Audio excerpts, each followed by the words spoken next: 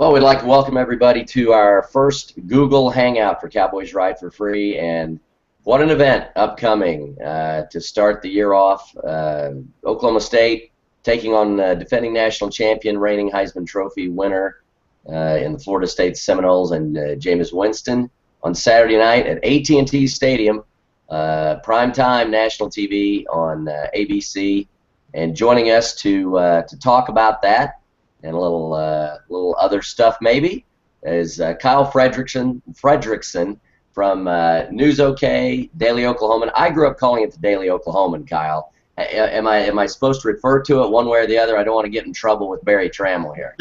Well, the proper name is the Oklahoman, but I tell you what, I think half the people I come in contact with refer to it as the Daily Oklahoman. So I think it's close enough to the brand that you're probably okay, but the official title is the Oklahoman. There we go. So Kyle Frederickson with the Oklahoman, OSU beat reporter. And by the way, folks, if you're not following him on Twitter, you have to. If you're not following his content at the Oklahoman, you have to.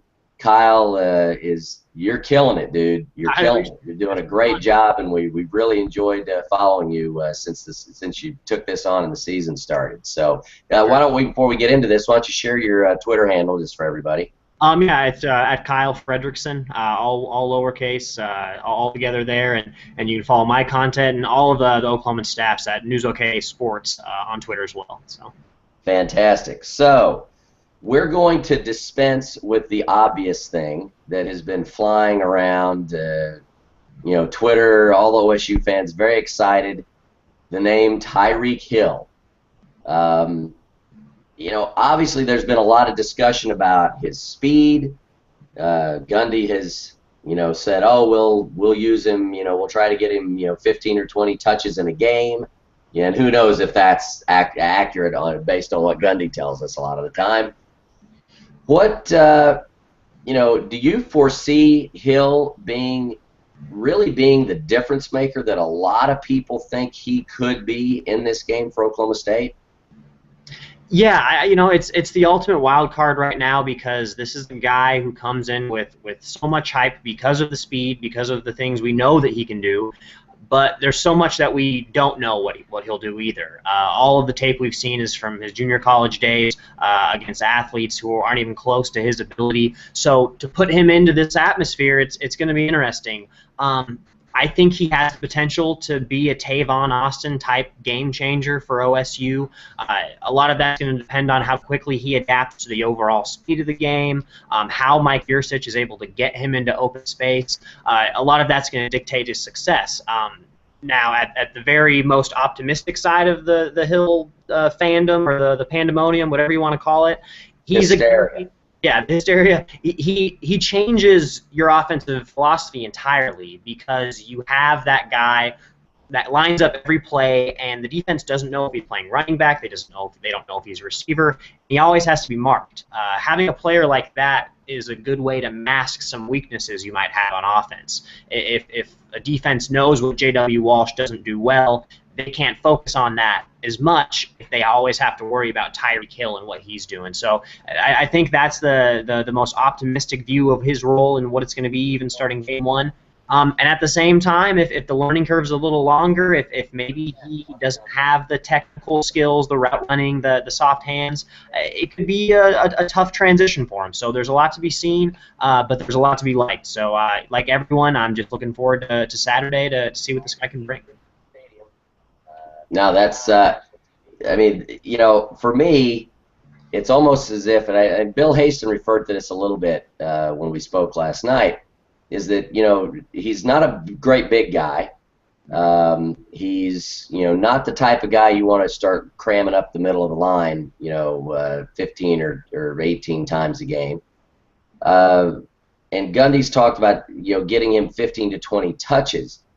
It almost started to sound like maybe that was a little high, that maybe you would look to get this guy somewhere in the range of 10 to 12 touches, and knowing that, say, at least a couple of those are going to turn into some type of a big-ish play, whether it turns into a long touchdown or something like that, that if you at least have that, so that then becomes the major distraction, as you spoke about, for the defense.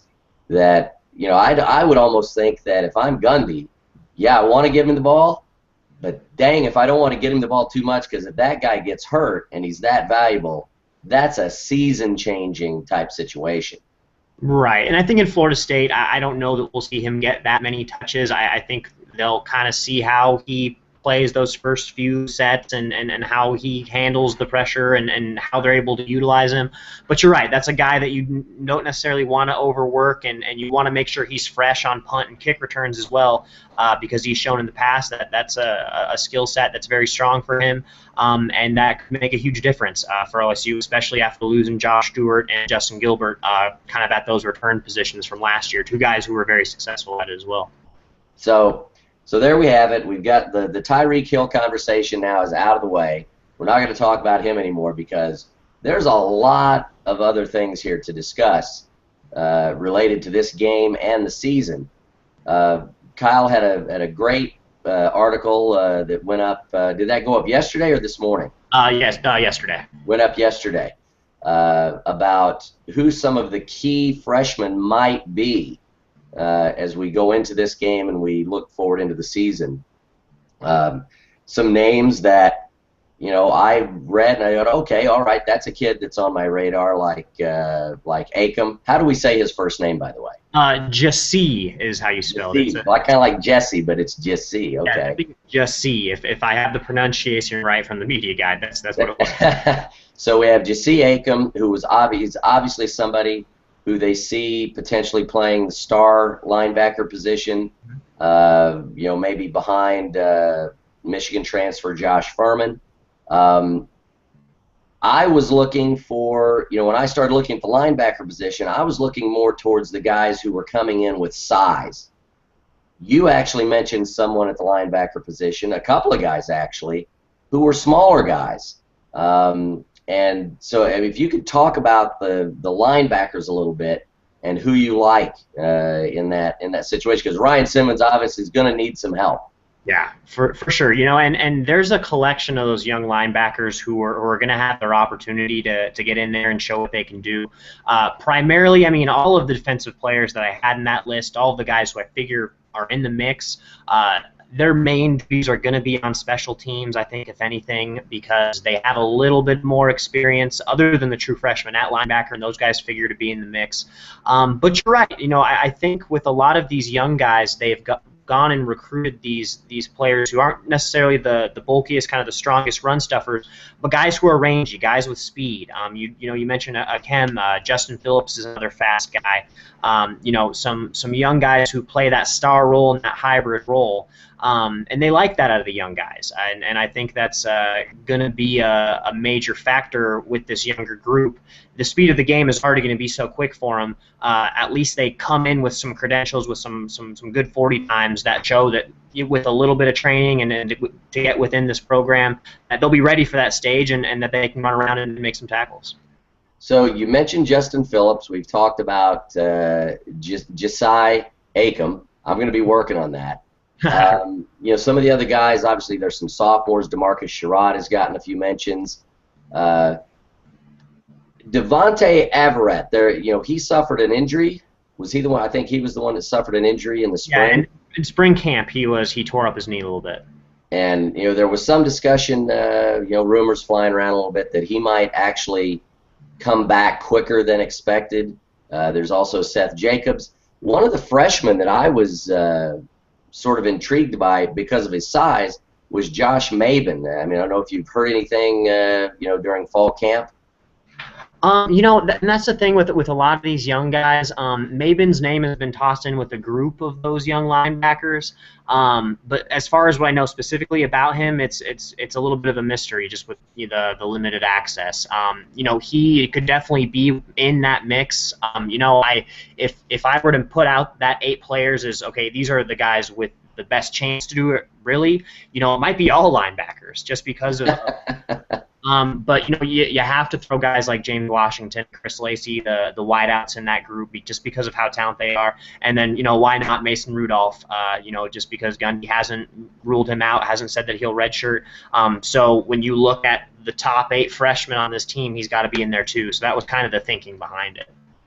What do you take now? Obviously, we were chatting just a little bit before I finally got the technology figured out. We were chatting a little bit about the quarterback situation, and it looks like Gundy he went on radio. I think you mentioned Scott Van Pelt. He went on. Yeah, Scott Van Pelt and Ryan Russillo. I had seen that Mark Cooper with the Tulsa World had tweeted out that Mike had told them that Walsh was going to start, which is really in the grand scope of things not that surprising because I think we all thought that was going to come. But the fact that he would come out this late and say that he's the starter after not coming out with all fall camp or even before and through the spring, it's interesting. So I think if he's going to stick to his word, we should expect to see JW out there. And I think it got to the point, just in my own opinion, I think it got to the point where it was just a little bit too obvious. Yeah. He's coming to the pressers. He's saying they're telling everyone, that Walsh is taking the vast majority of the snaps with the ones. So at some point, you have to say, okay, well, if he's taking 80, 90% of the snaps with the ones, that guy's going to be our starter. Right. As far as, this goes twofold. This is going to lead into my next question for you. Yeah. Based on how Gundy really, obfuscate is the only word I could come up with. Right. He dances around anything just about the quarterbacks and what's going on with that position. And you guys obviously have had limited access. You have seen some scrimmages. I think in the spring definitely. I think were you guys limited to other than Haston and Helsley? I think were you guys limited to what you saw right at the beginning of fall camp and that was it? Yeah, there was those guys were able to go watch a little bit more practice because Gundy has a pretty established relationship with both of them. But other than that, it was just very small portions right at the beginning, so there really wasn't much to take away from it. Yeah, so. Right. What you can recall seeing from the spring, I mean, was there anything, did you see anything that indicated that anybody other than Walsh had the ability to step in and run the offense efficiently? I think with the two young guys in spring, and that's the thing even with the spring games. We don't actually get a real game setting. It's just the drills and all that.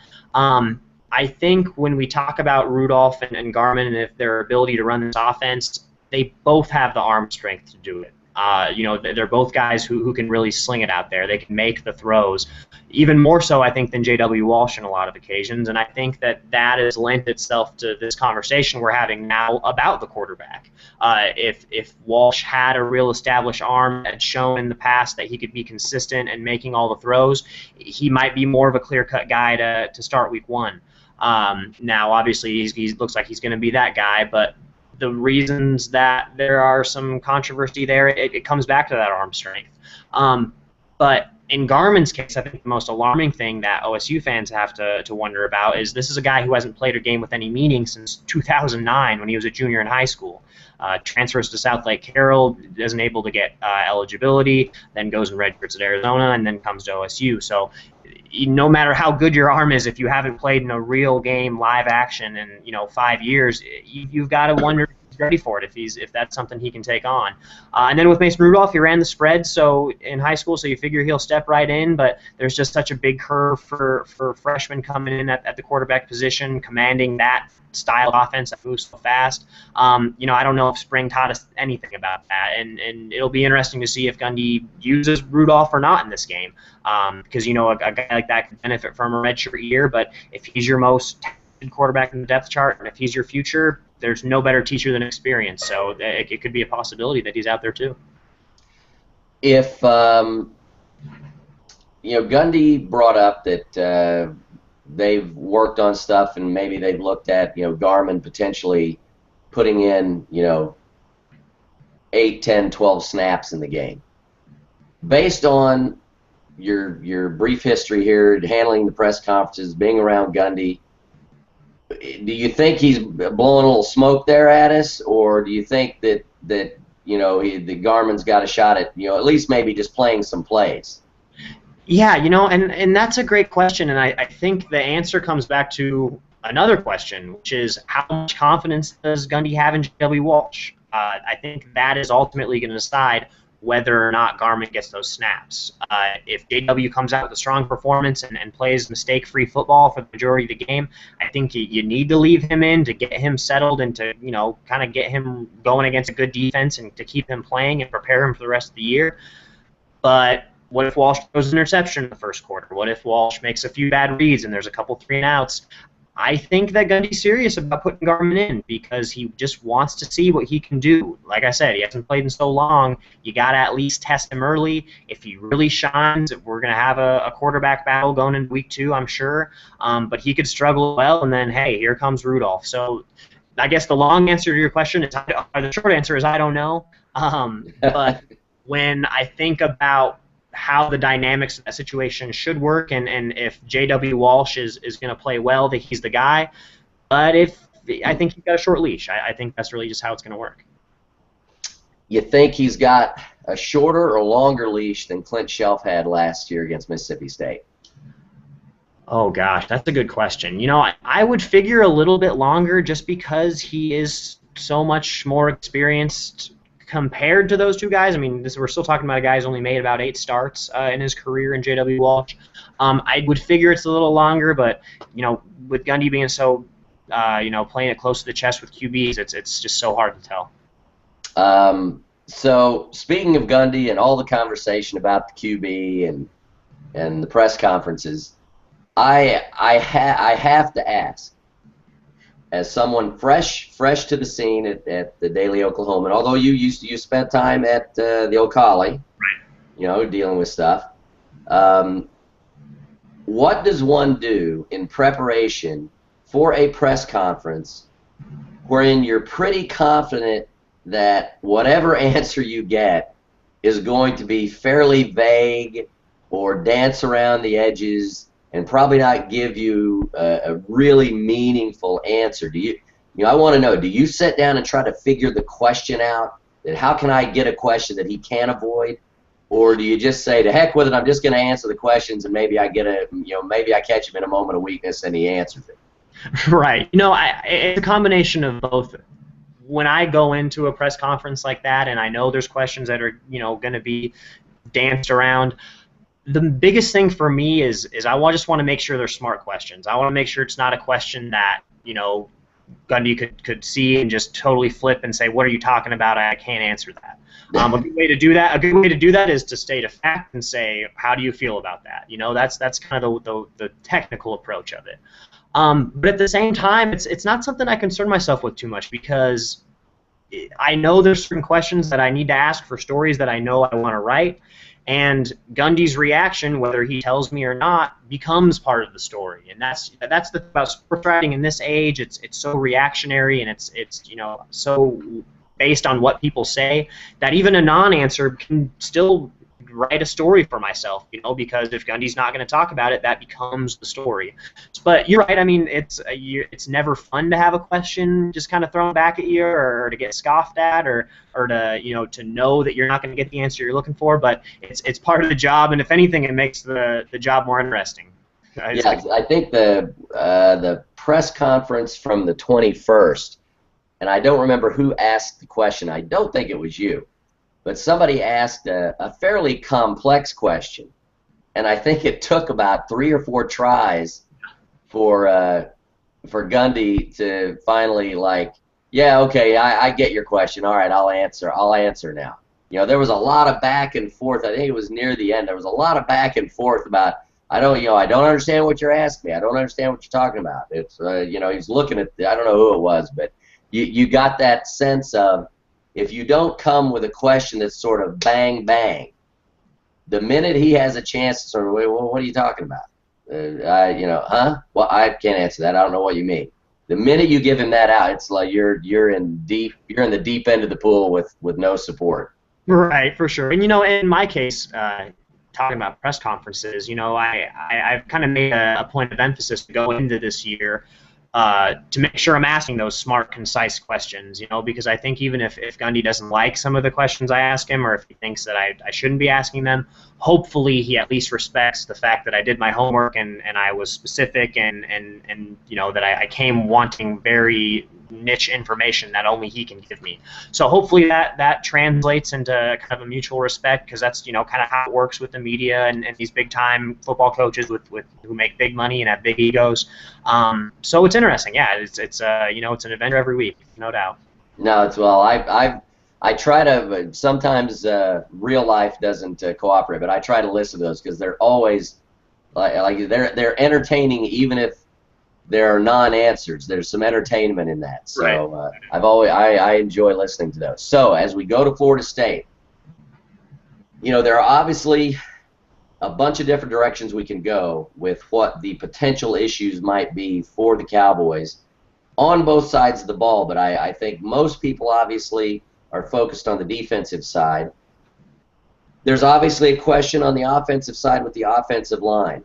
If you had to pick one or two places that you're going to be sort of focused on to watch and say, I think OSU is going to be okay in this respect, or oh no, that looks like trouble. If there's one or two of those things that sort of have piqued your interest as you go into the game.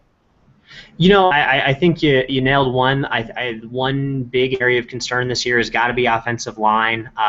With just you got a new center, you got a couple new guys on each edge, and that's tough when you have a new center who's kind of leading a young group of guys going against that caliber of defense. Their strengths. The Florida State's strength's probably more in their secondary, but that defensive line and their linebackers are still talented. That's something I'll watch because it'll be a good litmus test for the rest of the year to see how this group plays against the best and then throughout the Big 12 season. And then another position group I'm really interested in seeing is just how the linebacker depth chart shakes out. Because like I said before, there's going to be some freshman guys who figure to come into the rotation at some point. You got Josh Furman, the Michigan transfer, who figures to fit into that star role. How much he even plays, though, is yet to be seen. It makes sense that he would start. But there's a lot of options there. So those are the two groups. But obviously Tyreek Hill and how the wide receivers play and J.W. Walsh's arm early on and what sets they call for him to kind of ease him in will be interesting as well.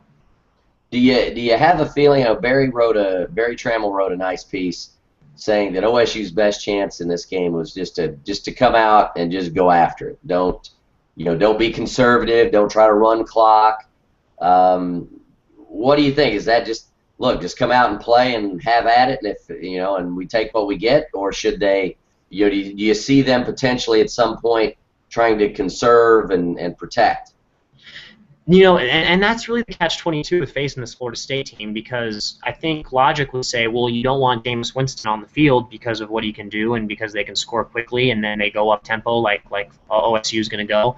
But that's not OSU's brand. That's not how they play. So if you're going to ask this OSU team to slow it down for one game because of Jameis Winston and then go back to playing up tempo, I just don't think you're going to want to change your identity just based on who you're playing. So I agree with Barry. I think if you're an OSU fan, you're going to want the Cowboys to start quickly. If they win the toss, I think you want the ball. I think that you want them to try to go and score points right away, because if you can stick with this team offensively, I think they can stick in it late because as of right now, you got to figure that the offense is capable of scoring points. They have a lot of weapons. They have Tyreek Hill. Can they get a couple big plays? I think a lot of that's going to dictate their success against Florida State, but it is a tall order because they're stacked at plenty of positions. They got a ton of speed, and there's just so much unknown about OSU. But yeah, I agree with Barry. I think it's got to be a shootout, and I think you got to have huge games from a number of your skill position players on offense. So that leads right to this question. We're going to do this a little bit like Wheel of Fortune. Okay. So I'm going to tell you, I want you to pick 5 players that you think will be keys in the game. They could be offense or defense, but we're already going to give you Tyreek Hill.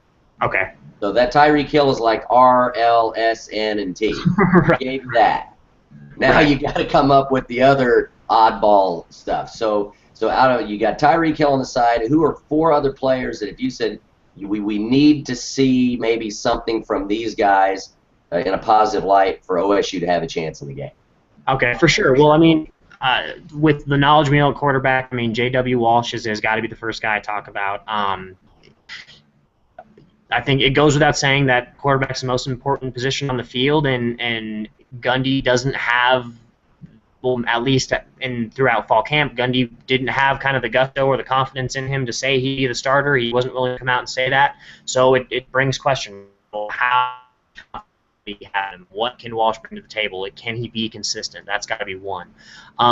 Then we'll flip to defense, and a guy that maybe doesn't get talked about enough, but I think is going to play a key role this year, Jordan Stearns. He's a sophomore safety who might start alongside Larry Stevens. Him and Stevens are both 2 guys who come in with some potential and are getting rave reviews through camp. But there's a lot of unknowns. Stevens is a senior who's pretty much only played special teams up to this point. And then Stearns is a sophomore who played sparingly last year. So you put those 2 guys together and you say, you guys got to fill Daquan Lowe and Shamil Gary's shoes, get after it. They're going to be facing Jameis Winston in the first game. How do they respond? So Stearns is another guy. We talked about him earlier, but the center, Paul Lewis, he's a sophomore. He's got to run this offensive line. He's basically the quarterback of the offensive line and reading the defense and figuring out what they're going to do. So I think that's going to be huge as well.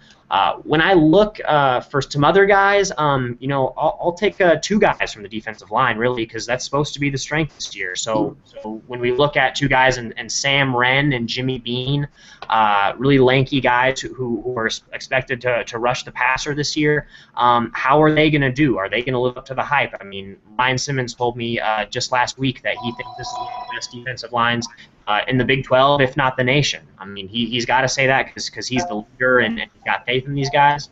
But at the same time, let's see what those 2 can do. Can they get to the passer? Can they be dominant players like this coaching staff thinks that they could be?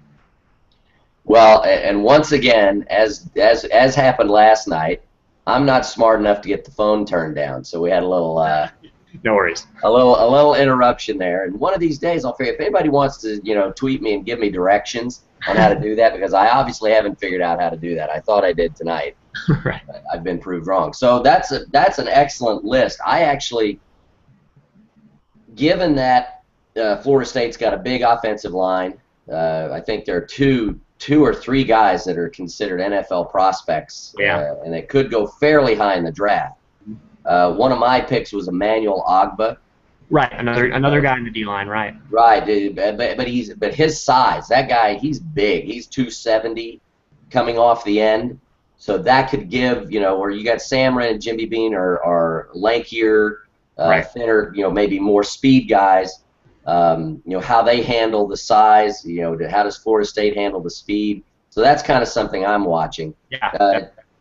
Not necessarily James Castleman, because I think he'll do what he does. Right. But the other guys, Hata, and whoever is behind them on the inside. I know Ben Hughes is probably going to get some snaps. He's a big kid.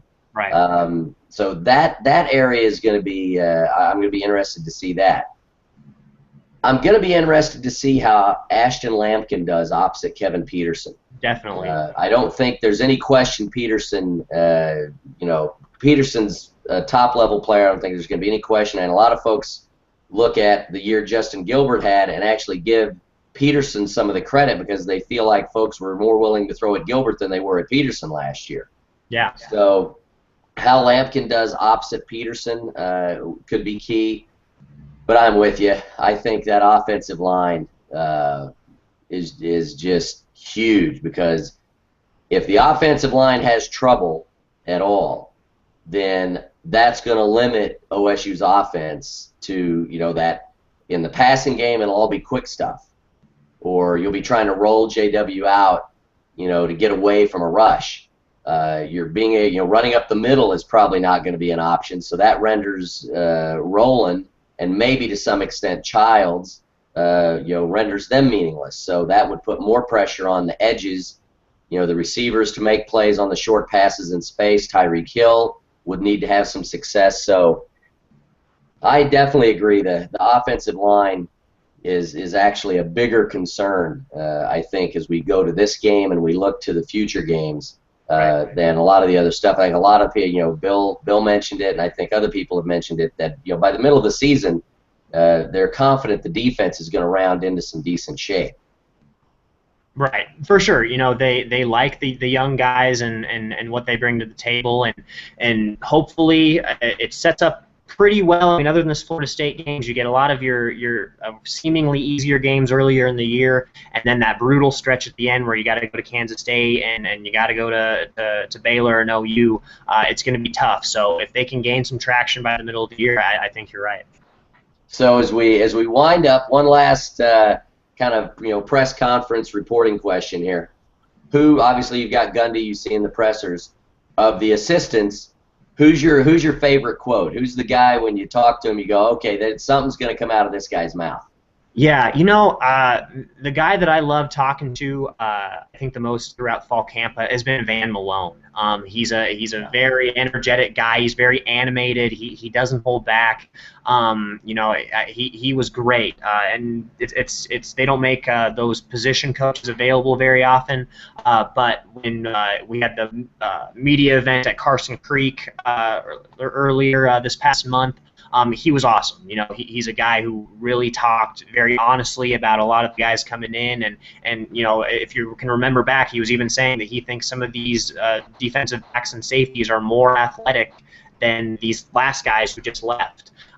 So to hear him talk about that, to hear him discuss these guys and give pretty critical takes about how young they are, but at the same time about how optimistic he is, it was a refreshing take, and he was probably one of my favorites. So, as we wrap this up, big game on Saturday. Two parts to this. First, how much is the result of this game, good, bad, or indifferent, an indicator of the rest of the season? Or are we kind of going to have to just take this game sort of as it comes and then sort of forget about it? That's a great question because I can already tell you right now that if OSU loses, the press conference afterwards. Someone's going to ask about moral victories, and Gundy's going to say there's no such thing, and that's going to play out the way it always plays out. But in this game, I think there is a lot of takeaway when you look specifically at position groups. Okay, what do we need to work on here? Who stood out the most here?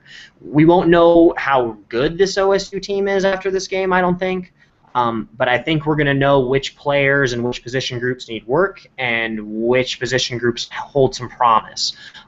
So win, lose, or draw. I think that's the takeaway that we'll have is where are specific guys at after a very, very big test. Okay, and second, obviously I don't believe you guys, the Oklahoma, you guys haven't put out your predictions yet. Not for this game. It'll actually come out, I believe, on Saturday in Saturday's edition. Okay, so without giving anything away, because we don't want to spoil that soup for you. Right. Just kind of what is your gut about how you see this game playing out? And let's split this up. How do you see it happening if it doesn't turn out well for OSU? How do you see it playing out if it turns out well for OSU? And turning out well for OSU might not be a win, by the way, but a really close game where they take them down to the wire. So on the good side, how would you see it kind of playing out? And on the bad side, how would you see it playing out?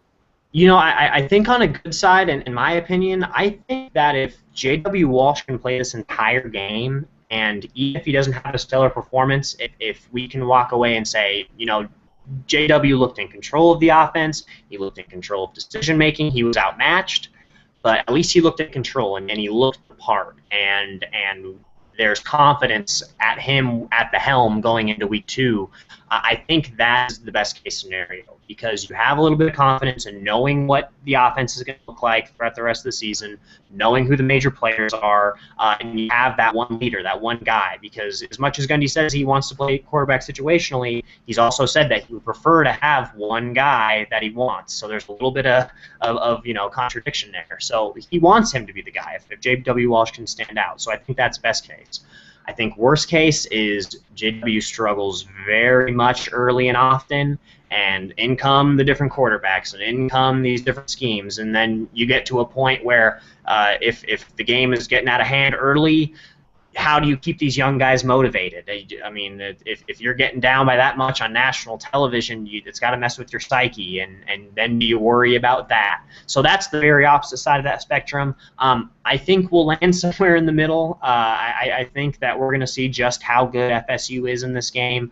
They're not afraid of the big stage. They have a proven winner at quarterback, and a Heisman winner. So we're going to see how good they are, and we'll see how OSU responds. It's been so much talk to this point.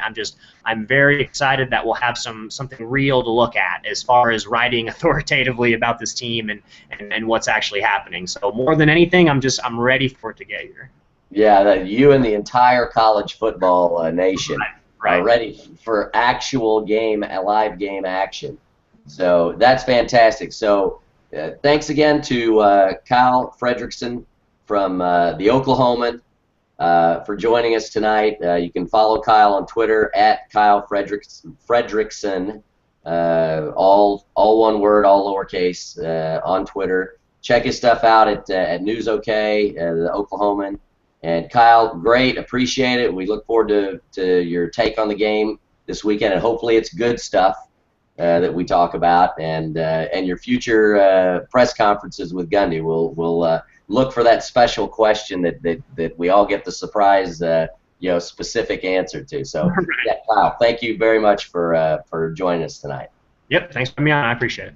All right, everybody, travel safe if you're traveling to the game. Have a great time. It's a great atmosphere. That stadium's beautiful. So regardless of what happens in the game, enjoy the trip, enjoy the fans, and go Pokes. Good luck on Saturday.